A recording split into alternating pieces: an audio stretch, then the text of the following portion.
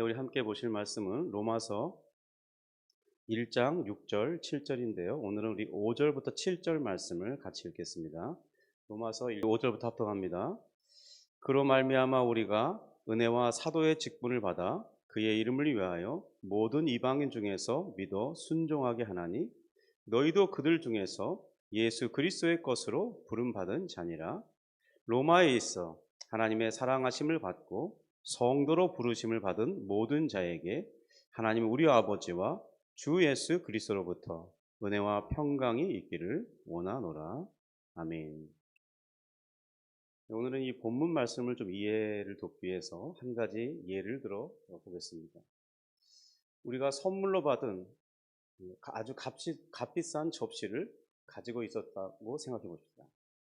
평소에는 아까워서 잘 사용하지 않다가 손님을 초대한 날에 정성스럽게 준비한 음식을 대접하고자 그 접시를 꺼내는데 꺼내는 순간에 실수로 그만 떨어뜨린 겁니다. 접시는 쨍그랑 깨지고 말았죠. 다행히 다치지는 않았지만 그 귀하게 생각했던 접시가 이제 깨져서 큰일 났습니다. 그런 상황에서 우리가 할 수 있는 그 깨진 접시에 대한 수습 방법은 무엇이 있을까요? 대부분은 아깝긴 하지만 이제 사용할 수도 없으니까 우리 손이라도 다치지 않도록 얼른 그것을 조각들을 모아서 치워버릴 생각을 할 것입니다. 주워서 다시 붙여서 쓴다는 것은 우리의 상식 밖에는 없는 일, 상식 밖에 있는 일이죠. 우린 평소에 거기까지만 생각하며 살아가는 거죠. 깨진 그릇은 그저 본래 가지고 있던 가치를 상실한 그냥 깨진 그릇에 이제 불과하잖아요. 그런데 특이하게 일본에 이 깨진 그릇을 다시 붙여 기존에 있던 가치보다 더 비교할 수 없이 가치 있게 만들어주는 예술 문화가 있다고 합니다. 바로 킨스기라는 것인데요. 이 킨스기 장인은 이 깨진 그릇 조각들을 모아서 그 갈라진 틈을 이 순금으로 메우고 정성스럽게 이어 붙여서 이 놀라운 작품을 만들어낸다고 합니다. 이 갈라진 틈 사이로 정말 이 깨지는 그런 조각들이 특이하게 깨지잖아요. 그러니까 모양이 세계에서 단 하나밖에 없는 그런 작품으로 바뀌는 거예요.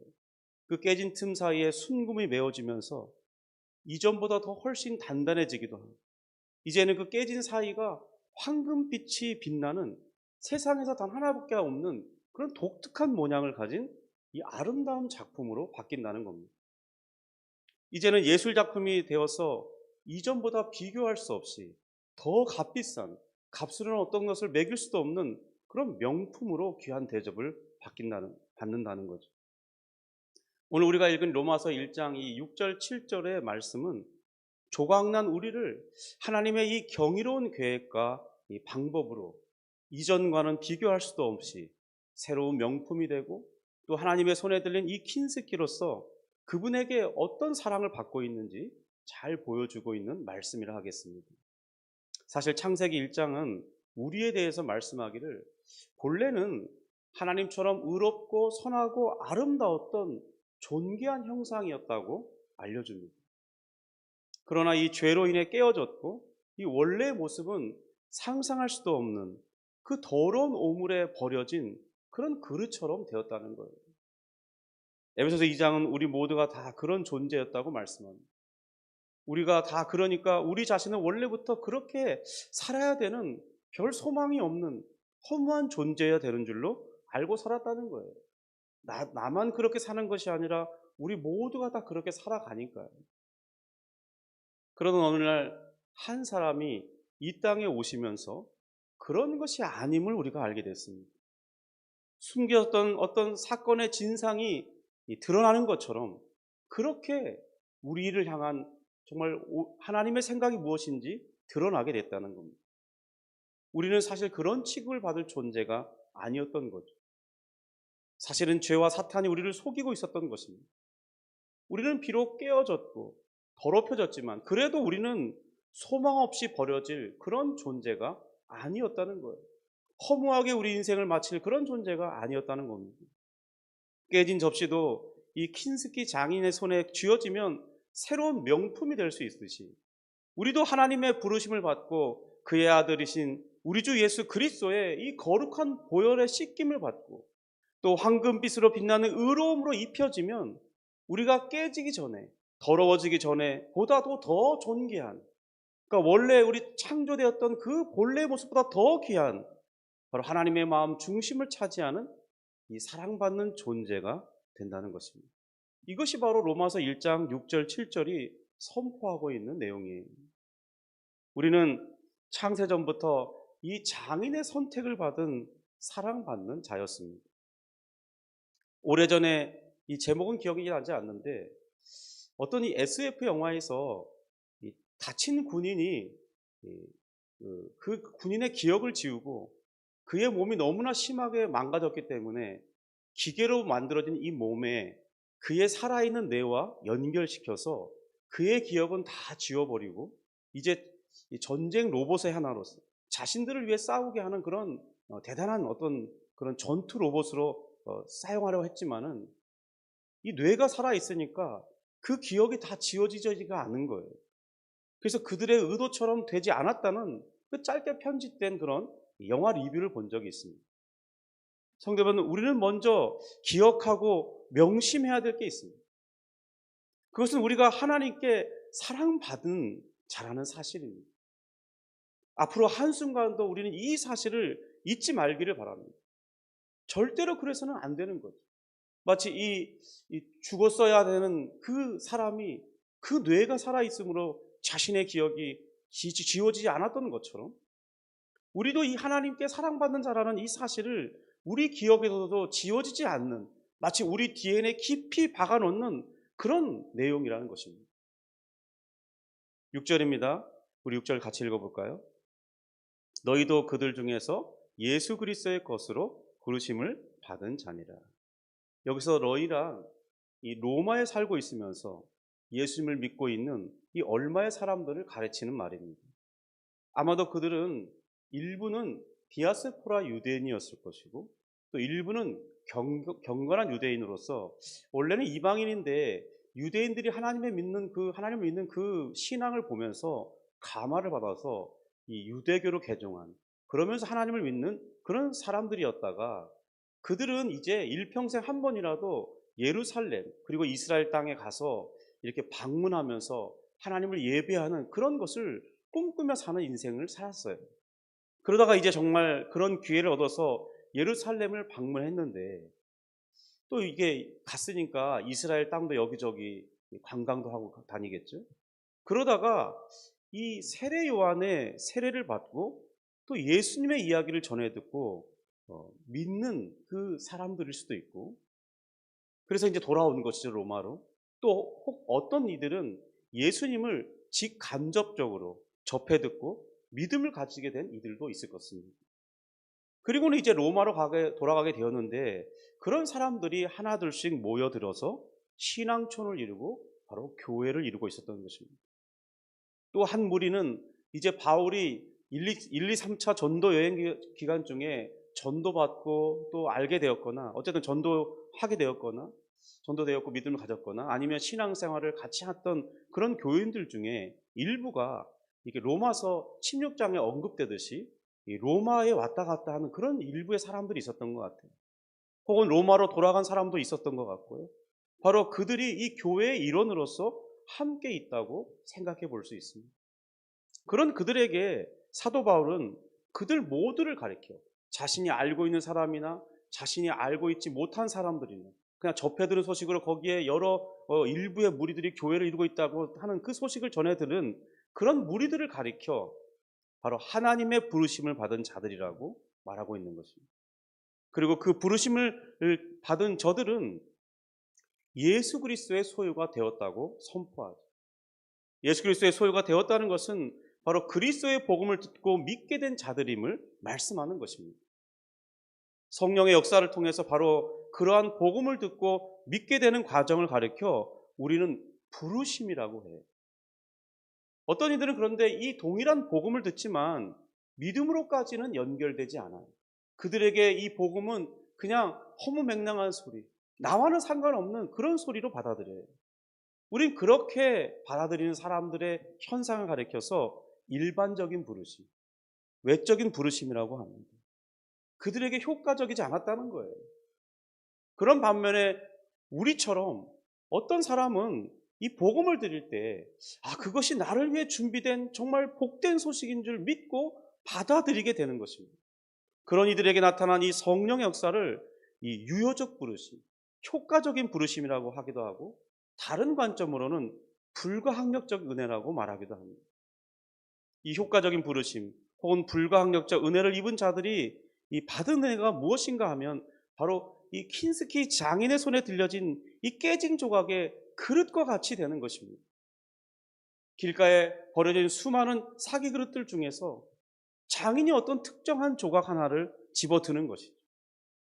그리고는 우리가 하나님을 알기도 전에 우리가 아직 이 깨진 조각으로 뒹굴고 있을 때 하나님은 우리를 보시고 뭐라고 하셨냐면 너는 내 것이라고 이렇게 선택하시는 것입니다. 그 깨진 조각들을 하나님이 주워 담으시는 거죠. 그리고 하나님의 그 장인의 손길에 새롭게 빚어지는 것입니다. 바로 이런 것을 노래한 이 예레미야는 예레미야 31장 3절에 이렇게 표현합니다. 내가 영원한 사랑으로 너를 사랑하기에 인자함으로 너를 이끌었다 하였노라. 여러분, 우리가 온전해서 받은 사랑은 아니죠. 에베소서 1장 4절 5절에 말씀하신 것처럼 창세전에 그리스도 안에서 우리를 택하시고 그 기쁘신 뜻대로 우리를 예정하사 예수 그리스도로 말미암아 자기의 아들들이 되게 하시는 이 하나님의 사랑에 기인되는 것입니다. 그러므로 우리는 우연히 이곳에 앉아 있는 것이 아닙니다. 우리는 우리의 기도와 우리의 계획 가운데 여기에 교회를 세웠어요. 그리고 이곳에서 한 구간을 이 시간을 구별해서 작정 기도회를 하고 있죠. 그리고 이제 5째 날 여기 우리가 이렇게 앉아 있습니다. 이것이 무엇을 나타내는 것일까요? 역사가인 E.H. 카라는 사람은 역사란 무엇인가 그 책에 역사는 역사가에 의해 선택되고 해석할 때 의미가 있다고 했습니다. 그러니까 오늘 이 시간 여기 우리라는 이 역사는 우리가 어떻게 해석하냐에 따라서 그 의미가 달라지는 것이죠. 오늘 여기 이 자리 그리고 우리는 로마서 1장 6절의 이 관점에서 하나님이라는 위대한 이 장인에게 우리라는 깨진 조각이 창세전부터 눈여겨보셨고 또 이제 때가 되어 우리의 이름이 불려진 바로 살아있는 증거로서 이 현장이고 바로 우리 자신인 것입니다. 바로 여기가 그리고 우리가 하나님께로 받는 이 첫 번째 사랑 즉 주관적 하나님의 선택적 사랑이 드러나는 증거의 자리라는 것입니다. 그렇다면 이 하나님의 선택하시는 그 사랑은 우리가 과거에 부름받은 사건으로 과연 끝나는 것이겠습니까?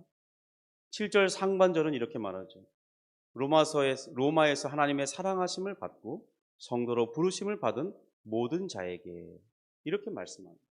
바로 이 말씀에서 대답은 이 과거의 사건으로 끝나는 거냐? 거기 대답에 아니요, 그렇지 않습니다. 이렇게 대답하고 있습니다. 여기 7절에 사랑하심을 받고라는 표현은 현재 진행의 의미를 가지고 있어요. 킨스키 공예에서 가장 중요한 단계는 이 깨진 틈에 순금을 흘려 넣는 작업이라고 합니다. 이 금은 단순한 장식이 아니죠. 이 깨진 조각과 조각을 영원히 떨어지지 않게 붙들어 매는 강력하게 접착하는 그런 공정 과정입니다. 우리 삶의 깨진 틈, 우리의 상처, 우리의 실패, 죄책감, 또 실제로 더럽혀진 우리의 인생이라는 정말 날카롭고 부끄러운 그런 파편들 사이로 지금도 여전히 이 하나님의 사랑이라는 순금이 이제 흘러 들어가서 접착되어서 이제 밝게 빛내면서 증거해주고 있는 것입니다. 바로 그런 것을 대해서 스바냐 3장 17절은 이렇게 노래합니다. 그가 너로 말미암아 기쁨을 이기지 못하시며 너를 잠잠히 사랑하시며 너로 말미암아 즐거이 부르며 기뻐하시리라 하리라. 우리를 향한 우리 자신의 시야는 깨진 틈을 보면서 말합니다. 야, 너는 별 가치가 없구나. 내가 그러면 그렇지 뭘 하나 제대로 하는 게 있겠냐. 그냥 이렇게 살자. 큰 기대하지 말고. 여러분, 혹시 이 음성이 우리 자신에게 스스로 반복해서 쇠뇌하고 있는 그 소리는 아닙니까? 그러나 그런 우리를 보시는 하나님은 도리어 그 깨진 틈에 자기의 아들인 예수의 거룩한 피를 바르고 황금빛 의로움의 이 빛을 입혀서 최고의 애정이 가는 걸작품으로 바라보신다는 것입니다. 그리고 그렇게 지어진 작품에 대해서 우리 주님께서는 로마서 8장 38절 39절처럼 선포하고 있습니다. 사망이나 생명이나 높음이나 기쁨이나 그 어떤 피조물이라도 우리 주 그리스도 예수 안에 있는 하나님의 사랑에서 끊을 수 없으리라. 킨츠키로 붙여진 이 그릇은 망치로 내려치더라도요, 다른 곳이 깨질지언정 금으로 붙인 그 자리는 깨어지지 않는다고 해요. 바로 주님의 이 뜨거운 현재적 사랑이 지금도 우리를 붙들고 있기 때문에 우리는 우리를 다르게 바라보아야 하는 것입니다. 기존에 우리가 가진 그런 시야가 아니라 하나님의 사랑의 고백을 받는 자로 우리가 우리 스스로를 바라봐야 되는 것입니다. 역사가의 해석처럼 우리가 새롭게 해석해내야 되는 것이죠. 여러분, 혹시 자신의 맹세를 어김으로 깨지고 조각나버린 이 배신자 베드로를 기억하고 있습니까? 우리 예수님은 바로 킨스키 장인입니다. 예수 그리스도의 뜨거운 사랑이 한 사람의 인생을 어떻게 바꾸었는지 이 말씀을 기억해 보기 바랍니다. 예수님의 수제자였던 베드로는 요즘 말로 자만추였습니다. 주님, 모두가 주를 버릴지라도 나는 주를 버리지 않겠습니다. 내가 주와 함께 죽을지언정 절대로 주를 부인하지 않겠습니다. 정말 자신만만하게 자기를 드러냈습니다. 그런데 불과 몇 시간 뒤에 그 어떤 대단한 사람이나 군인들에게 하는 것도 아니고 그저 어린 여종 앞에서 주님을 3번씩이나 부인하며 저주하는 그런 완전히 박살나는 일을 경험했습니다. 통곡하며 후회해봐도 소용이 없습니다. 그 사실이 없어지지는 않으니까. 그는 아마도 스스로 생각할 때 이 쓰레기 같은 배신자, 그러면서 스스로에게 그런 질책을 하면서 네가 어쩌자고 그런 말을 했냐, 그러면서 고통스러워했을 것입니다. 그러나 이 부활하신 주님은 그런 깨짓 조각을 찾아 갈릴리 해변에 오셨습니다. 그리고는 숯불을 피워놓고 그들을 기다렸어요. 특별히 베드로를 기다렸습니다. 주님은 달려온 베드로를 꾸짖지 않았어요. 그리고 그 대신 그에게 자기 옆에 앉히시고 베드로야, 이 음식을 먹으라 하면서 먼저 음식을 주었습니다. 이제 식사를 다 한 후에 정말 주님은 그 깨진 틈 사이에 황금의 사랑을 부어놓듯이 이렇게 묻습니다. 요한의 아들 시몬아, 내가 나를 사랑하나? 사실 그는 베드로라고 불림받았던 사람이에요. 새로운 이름으로 불림받았죠. 그런데 주님은 처음 그의 원래 이름이었던 요한의 아들 시몬이라고 부릅니다. 깨어진 조각으로 부르는 것이 아니라 그가 깨어지기 전에 원래 그 사람의 이름을 불러주는 거죠. 그리고 요한복음 13장 1절의 말씀처럼 주님은 세상에 있는 자기 사람들을 사랑하시되 끝까지 사랑하심을 보여주었습니다. 베드로를 사랑하는 그 뜨거운 사랑이 책망 없는 부드러움이 바로 우리를 향하여 조용히 우리에게 지금껏 울려 퍼지고 있는 것입니다. 주님의 이 사랑이 베드로를 진정으로 주를 위해 죽는 자리까지 나아가는 그런 용기 있는 제자로 변화시켰던 것처럼 베드로의 깊은 상처는 주님의 이 킨스키 사랑의 매움으로 더욱 빛나게 되었듯이 우리가 바로 그런 사람이라는 겁니다. 여러분, 우리 성도라고 부름받은 우리는요, 가장 가치 있는 작품으로 살아가야 되는 것입니다. 왜냐하면 우리는 사랑받은 자고 지금도 사랑받고 있는 자이기 때문입니다. 오늘 7절 하반절은 우리를 향해서 이렇게 축복합니다. 하나님 우리 아버지와 주 예수 그리스도로부터 은혜와 평강이 있기를 원합니다. 우리는 누구입니까? 우리는 하나님의 손길에 의해 성도로 부름받은 자입니다. 주님께 사랑받은 자요, 사랑받는 자입니다. 우리가 도덕적으로 완전해서 성도라고 말하는 게 아닙니다. 주님의 하나님의 이 사랑의 소유가 되었기 때문에 우리는 거룩한 무리라고 부름받는 성도가 된 것입니다. 세상 우리를 실패자이다, 혹은 뒤처진 자라고 부를지 모릅니다. 내 스스로도 그렇게 생각할지 몰라요. 나는 경쟁에서 밀린 자고, 나는 평범하고 별 볼 일 없는 그런 사람이라고 생각할지 모릅니다. 그런데 킨스키 장인이신 하나님은 우리에게 바로 이 흐르는 예수의 흔적을 흘려보내시면서, 그리고 황금과 같은 그 의로운 옷을 우리에게 입혀주시면서 너는 최고의 걸작이고 나의 사랑의 노래라고 말씀해 주시는 것이죠. 바로 이 뜨거운 사랑 안에서 오늘 이 축복의 말씀처럼 은혜와 평강이 우리 삶을 지배합니다. 그리고 그 은혜와 평강을 누리며 살아가는 우리 모두가 될 수 있기를 주님의 이름으로 축복합니다. 기도하겠습니다. 하나님 아버지, 감사합니다. 오늘 정말 멋진 장인의 손에 붙들어 쓸모없게 된 그 그릇 조각을 다시 가공하심으로써, 그리고 그 깨어진 조각 틈 사이로 주님의 거룩한 보혈을 흘려보내시고 주님의 황금빛 의로운의 옷을 입히셨습니다.